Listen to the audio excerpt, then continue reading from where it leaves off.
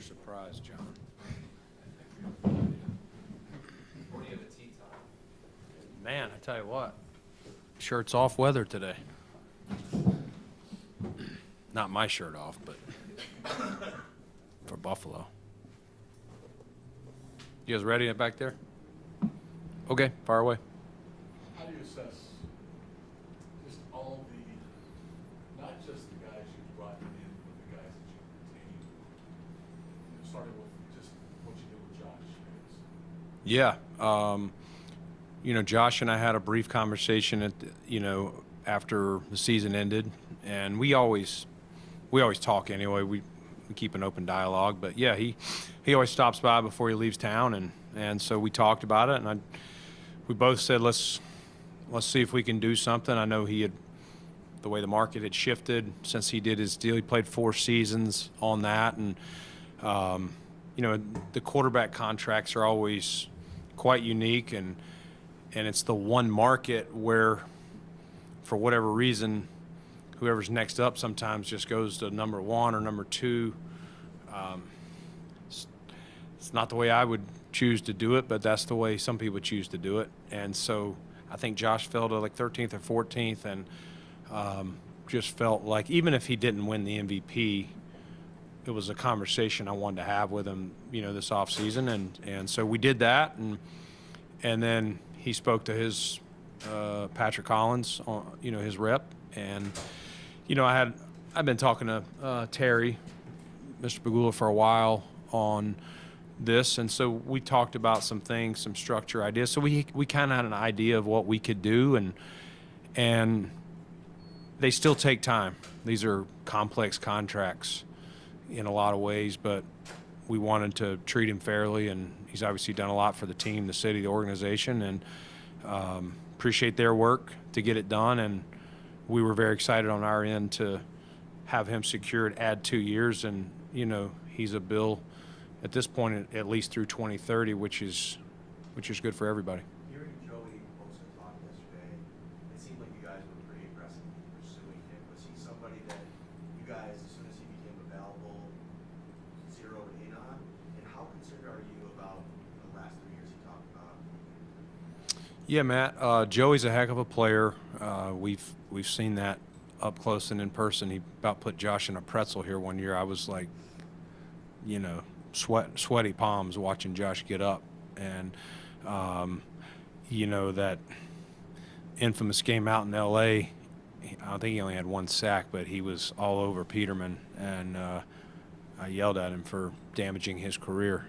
It started there, but in all, you've always, the Bosas, them. I scouted those guys in college, elite talents, and yes, he has, to your question, Matt, he has had some injuries. Most of them, if you watch him play, you see why. He plays the game violent. He plays it reckless, without care for his body, which you love, but sometimes, we've seen it here with Milano a little bit too. He plays that wrecking ball style. I think Joey does it. But he knows how to rush. He hasn't lost that. He played 14 games last year, 41% of the play time. So he can help us. We need to have him help us through the year, and then also, if hopefully we can qualify for the playoffs and have him fresh, ready to help us down the stretch. I think if he had never really had any medical issues or any setbacks, his market would be in a lot different place than where we were able to land with him. Do you have a plan then, or are you still kind of working through that with how to keep him healthy and make sure that he's at his best at the end of the year? Yeah, we have a plan with every player, not just guys who have been injured. We have a plan. We have our performance guys do a really good job. Joe Collins, Nate Bresky, and now Will Greenberg's our head strength coach. But we put an individualized plan for each of these guys. Again, if he came here and never missed a game, we still bring him in, talk to him about things. There's guys that haven't missed games, but they're dealing with stuff, and you want to ask guys like that, do you practice every day? Do you need a vet day? What do you do on Mondays? Do you lift after Mondays, or do you wait till Tuesday? All those things. So we will definitely have a plan, in this case, for Joey. And, from your spring to getting through training camp to the first part of the season to the latter part of the season. Brandon, I know you might be ballparking a little bit, but where are you at in space, and how active do you see the team being going forward right now? Yeah, I don't have an actual number for you. We're still working through some things, but we're running tight with knowing you have to save money for the draft picks. And I think I've talked to you guys about it before. Even if you're under on this top 51, we've had to do moves in the past at the 53 cut when you have to, include everyone, practice squad, whoever's going on IR, injury replacement cost, all that. So we're getting thin. We've changed stores that we're shopping in. Your stated goal in free agency is to have every hole filled as much as possible Yes. going into the draft. Number 2 corner right now with Rasul still being unsigned, I don't know that you can say is filled. What's the plan there, as much as you can share, I guess? Yeah, I mean, I would say 2 things. One, we got a month and a half till the draft, so we'll continue to look. Number 2, Jay, probably what I said last year when we traded Steph in early April, we don't play until September, so give us time to work through it. Things change. People pay using that position. Somebody may have paid a corner that makes another one expendable at some point. So we will continue to monitor not only that position but other positions.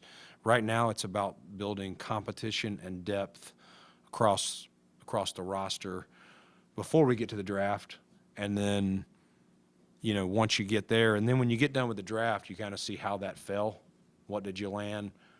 Now, what are your holes? And again, post-draft, some people may get heavy and say, you know what, I can release a guy now or June 1st, spread his cap out. So we'll continue to roster build. It never, in a perfect world, you would always love to stand up here and say, we can go play games right now. I'm not, professing that, but we'll continue to work at it. And again, I don't think that's the only spot we got to continue to get better at. Bosa, Hoyt, and Ogunjobi, could you speak to the priority of the defensive front, and then just a comment on what Hoyt and Ogunjobi bring to the table? Yeah. Both of those guys. So Hoyt is a guy that was a year ago was a restricted free agent. He got the second-round tender. He was a guy we were tracking to see what the Rams did. Really thought he was our type of player and knows how to rush. Can play multiple spots, versatile, motor. Just understands the game. And Ogunjobi's a guy.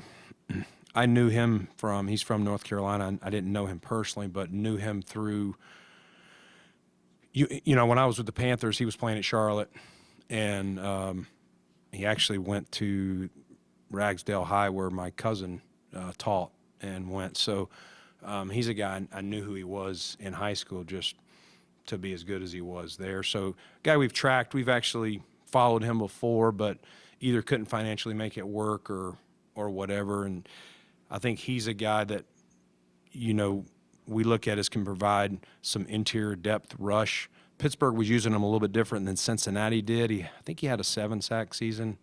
Not as many sacks the last few years in Pittsburgh's D. What he was asked to do, maybe a little more two-gapping than penetrating.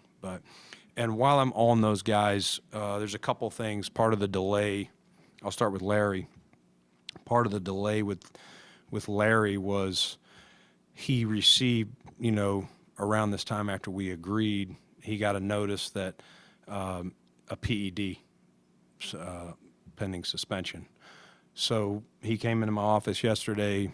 We did not know it when we agreed the other night. So had a conversation, and I give him credit because it's early in the process. The league doesn't even know about it the way that it's done by an independent group. But he was very forthright. He was Pittsburgh's man of the year. He's a good man. He's played 8 years in the league, and never had a blip. And so, that's obviously frustrating for him and a little bit of a setback for us. And so, but we've talked it through. We're in a good spot, but that's part of the delay. We did get him here yesterday, and there's some contractual things that we've had to work through.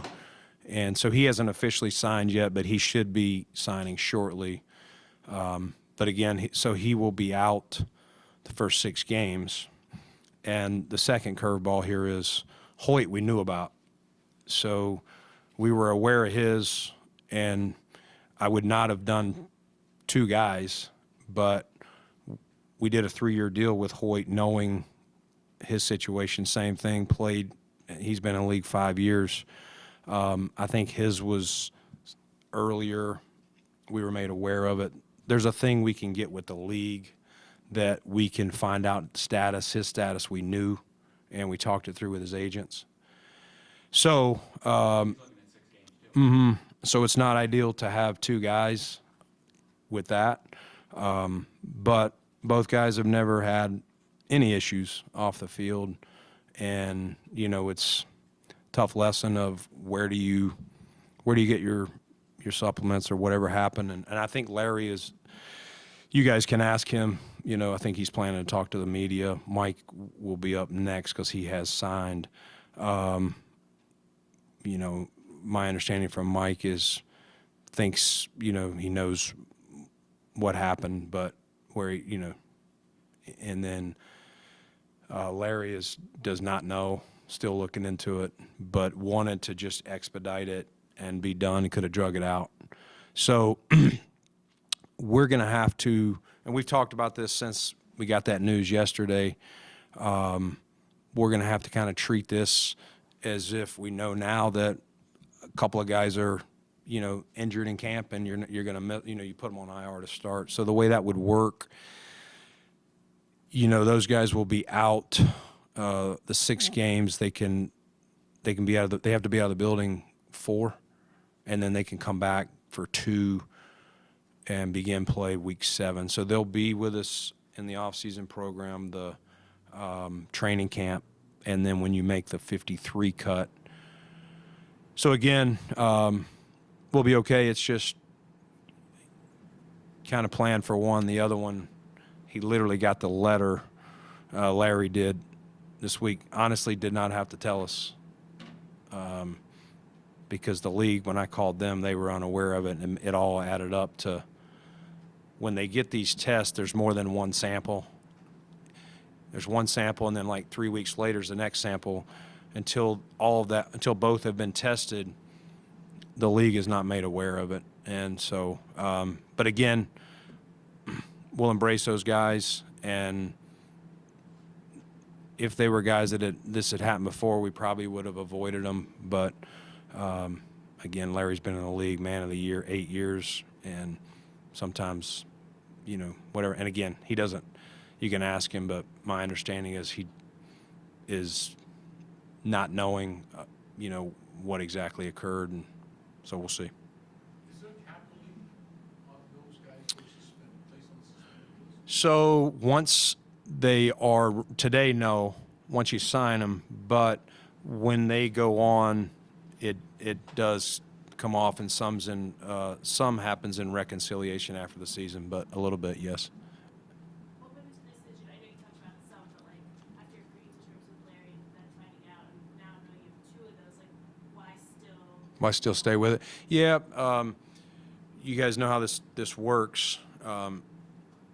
You guys have seen this before, where you get frustrated, like somebody agrees, and then 2 days pass, and then they change their mind or whatever. Well, guess what? Everyone else has already agreed and signed, so the pool has been thinned out. And so by the time we learn this, and what are your options? You either stay with the player, or a lot of other players have agreed to terms. Maybe we would have, we definitely wouldn't have gone into this with 2 guys facing this. But at this point, choosing Larry's position, since we agree with him, there's a lot of other D tackles off the market. And so that's why we, and again, he was straight up with as soon as he walked in my office yesterday just to talk, and I respect that about him. And then Josh Palmer, what do you like about him? Josh is love Josh's game. I would say the first thing, Mark, excellent route runner. Like really, he does not give indicators. A lot of guys give indicators whether they're about to stop, break, sets guys up. I thought he had, if you watch his film last year, I thought there were a couple touchdowns that got missed that he double moved. And, on the card, he's around 4.5, but I'd say his play speed's faster. Build to speed when he's up and running. He can play inside. He can play out. He's a smart player. We look for that in this offense so that Joe can move these guys around. So, he's a guy that we don't really get into the X and Z. We'll put them all over.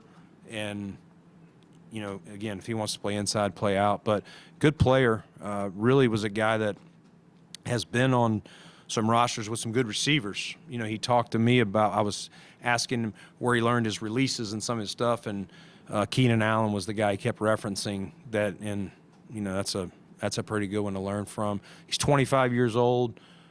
Still think like, I don't think he's hit his ceiling, Mark. I think he can still play. So, yeah, you never know how the free agency is going to turn, but excited to add him to the group. Hey, Brandon, where do you think stand with Christian Benford for contract extension? Yeah, I mean, I don't, we've been able to get some done, Joe. And, at the end of the day, we love Christian. I don't really get into, negotiations or anything like that. But love Christian and excited he'll be back this season. And we'll see if it works out now, later down the road to keep him here, which, again, by what I've always said, we want to draft, develop, and re-sign our own. And so excited that he'll be here this year, especially knowing, as Jay referenced, we're thin at the position right now. Just to clarify, Larry found out yesterday about the suspension? I don't know specifically, but it was this week, and you'd have to ask him specifically what it was. But yeah, he told me as soon as he walked in. So I'm assuming he learned the day before or something. He just got the notification, and again, I think the B sample hasn't even come back yet. Yeah. Sorry, releasing Vaughn, is that door still open? Like, where do you release Vaughn right now? Yeah, tough deal. Love Vaughn. Really appreciate what he brought here. We all know his year one really started off with a bang. Made some clutch sacks for us to help close some games. Had the injury. Year two, not what he had hoped for, and I thought last year really came back and did some good things. We just decided where the salary was, to try and see if we could step back, look at the field, see what else was out there. But we did not. I had a very good conversation with him the other day before we released him, and would never close the door on bringing him back, whether it's now, whether it's later in the spring or in season. He really, beyond his skill set on the field, he brought a championship mentality to our team, to the guys, and if he's not back, he'd be missed in that standpoint for sure. Brandon, what was it like a year after you parted ways with so many veterans and leaders and made trades and to get under the salary cap? What was it like finally being able to build long-term, looking ahead to the future beyond this season with some of the guys that you had? Yeah, I mean, John, first off, it was exciting, to get a lot of these guys done that we can, some of our young players that we drafted before we hit free agency, to get, obviously Josh, but Rousseau, Terrell Bernard, all these guys that we could, Shakir, I think we got Shakir done first. All these guys that are kind of homegrown, you love. That's the perfect way to do it. But we know, for whatever reasons, as guys leave or certain things don't work out, you got to fill in different pockets with free agency. or trades. And so last year helped us, I wouldn't say reset, but helped us be able to do some of the things, knowing from a planning standpoint, you have to start looking what is down the road and who's coming up, and to make sure, if we had not done some of those things last year, would have made it very difficult to definitely keep at least the ones we've kept so far. And so that was definitely a conversation a year ago when we made those tough decisions of some of these guys. Hey, if they keep trending in the right direction, we'd like to have the capital to be able to, re-sign them. Again, it takes two, and I commend all these guys for really wanting to be here in Buffalo. I know you guys have talked to them all, but all those guys I loved it. They just really telling their agents, hey, I'd love to be here. Let's see if we can get something done, and put our heads together and found terms that we were all comfortable with. Brandon, Matt Collins seemed to really fit in well here last year. This is only a year here. Was that just a matter of not being on the same page monetarily? Yeah, I mean, we love Mac and appreciate what he did, and definitely had a lot of conversations. I'd say you'd have to ask Mac, for sure, but we were definitely interested in bringing him back. What led to finally moving on from Kyer? Yeah, that's a tough one, John. It really is. I'm gonna get emotional because I love Kyer, and it didn't work, and it stinks, and it's not, it's not for a lack of effort, on any side here, and the guy worked so hard. He had some bad breaks. Like anything, there's probably things he feels like, man, if I'd made this play or that play, maybe that, this game is about confidence, and especially that is a hard position. And Kyer had some good moments here. He really did, whether some of the interceptions, thought he had some good training camps. But in the end, he and I had a conversation after the season about where he was going into his last year. And, like anything, he knows the expectations, and he's a competitor. It was hurting him to not play, and whether it was to be a healthy scratch or to suit up but not really get in the game. And ultimately, it's on me. I made the selection that didn't work out, and I own that, and that's you don't want those to happen. But man, I'm rooting for Kyer. I really am. I hope, in the conversations I had with teams, I really told them, like, you would be getting a great young man. And I mean, the guy worked so hard, and I think I'm confident, maybe a reset for him. Give him a chance. I'm pulling for him. I think everyone at One Bills Drive hopes it works out for him. What's your outlook at Hunter? You have Jake on the roster, Sam contract elsewhere. With respect to what's your? How do you see the team attacking that position this offseason? You only have one on the roster. Typically, the team has had more than that going into a season with an unproven player like Camarda. How do you expect to attack that position this offseason? Okay. Yeah, we'll look. We'll bring in competition for Jake. We like Jake coming out a lot, and he really. I thought he had some good first couple of years last year. Didn't go as well for him, but yeah, the same as corner. We'll continue to monitor that, who's out there. I wouldn't see us putting a big price tag, whether it's a veteran or, in the draft. You guys good?